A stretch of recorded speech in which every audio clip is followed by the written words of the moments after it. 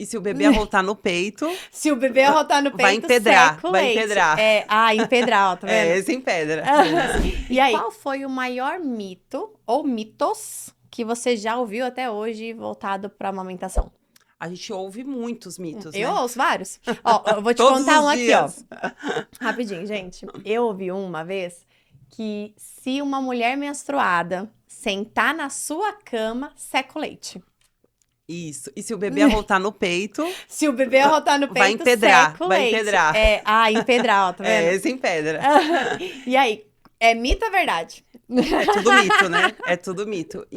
Mas um dos grandes mitos, né, que bebê chorando é sempre fome. E o bebê não chora só por fome, Não, é o né? único jeito que ele Então, tem pra se comunicar. isso é a verbalização do bebê. Só que eu percebo que a cada dia mais a gente começa a ter as mães começam a querer ter um controle de tudo. Então, as mães de 2025 são totalmente diferentes das mães de 2020 e totalmente diferentes das mães de 2014. É muita diferença. E o maior mito é esse: de todas as vezes que o bebê tá chorando, é fome. E isso faz com que a mãe oferte outras coisas. É, Então, entra a mamadeira, entra a chupeta. chupeta. E um dos maiores riscos que a gente tem visto é o excesso de alimento para esse bebê. Então, existia um tempo no Brasil, no mundo, que a gente tinha desnutrição. Hoje a gente tem a obesidade infantil. Então, é o quê? É o expandir do estômago do bebê, porque o bebê ele não tem noção de saciedade. Então, se o bebê chora, ele está sempre procurando, porque o peito é um consolo. A sucção que o bebê fazia na barriga desde as 16 Tem o fundo semanas. emocional e não só alimentar. Isso, isso. Uhum. E o bebê, ele tem emoções, né? Sim. O bebê, ele tava sugando na gestação, na barriga. Então, tudo que ele sentia na barriga, ele sugava o tempo todo. E aqui fora é a mesma coisa. Então, muitas vezes a mulher leva esse bebê pra mamadeira. Esse bebê aceita a mamadeira porque ele não tem noção de saciedade e depois ele vai regurgitar tudo, ou então você vai dilatar esse estômago, e aí muitas questões. E assim, gente, até em caráter informativo também, né, pra quem tá aí acompanhando a gente, existe a questão da desnutrição por deficiência da oferta alimentar, que infelizmente acontece ainda. Então, a pessoa não, a criança, o idoso, ele não consegue se alimentar, ele não tem o alimento sendo ofertado para ele ali de forma contínua. Mas nós temos hoje, enfrentamos muito forte a desnutrição por oferta alimentar. Como assim, Karina? O desnutrir não é só a ausência da alimentação, é o alimento errado, o alimento que ele não é rico em nutrientes. Nutrição está correlacionada a nutrientes. É que quando eu faço uma alimentação adequada, quando a gente tem ali o leite materno adequado, quando você tem ali, a criança está em fase de introduzir os alimentos, então uma fruta, legumes, tem nutrientes naquilo dali. Agora, o que tem de nutrientes num pacote de bolacha? Né? E numa cremogema? Numa cremogema, o que tem de nutrientes? Não dá noninho, né? Isso. E aí vai vir um monte de hater aqui, guarde pra você, não tem problema. Se você vai vir me trazer a tabela nutricional do zinco, do isso, do aquilo, ok, respeito sua opinião. Mas eu já fui mãe que promovia desnutrição de forma errada nas minhas filhas.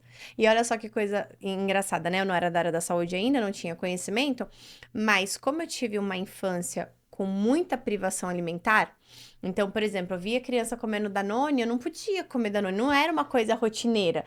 Na época, eu morava, inclusive, na Praia Grande, mas eu morava ali na Vila Mirim, Uhum.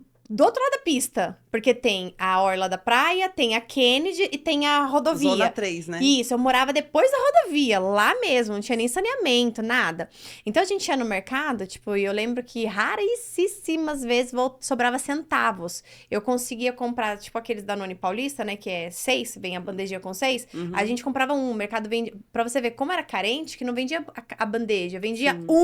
um único, e eu lembro que era 50 centavos, isso tô com 18 aninhos, isso há 25, 28, quase 30 anos atrás, né? E era, tipo, raras, às vezes eu podia tomar um e não dava pra chegar até em casa, não tinha que dividir com mais um monte de gente lá, então a gente tomava na rua escondido, né? Sim. E aí, o que acontece? Quando eu tive filhas, mesmo a minha condição sendo diferente, as minhas filhas nunca vão sentir vontade de tomar Danone. Isso. Então eu ia no mercado e eu comprava Danone, comprava Eu acho que a leite nossa geração fermentado. passou por isso, né? Porque eu lembro quando eu casei, que a gente foi no mercado, eu queria o quê? Uma geladeira cheia de Danone. É exato. Porque todo mundo passou por isso quando era na nossa geração, né? Na infância, assim, de não ter as coisas. É. Só que hoje a gente sabe que é totalmente Nossa, você é doido. diferente, né? Ó, pra você ter noção, a primeira vez que eu dei um Danoninho pra gêmeas, pra Luísa e pra Mariana, prematuras, elas tinham 7 meses.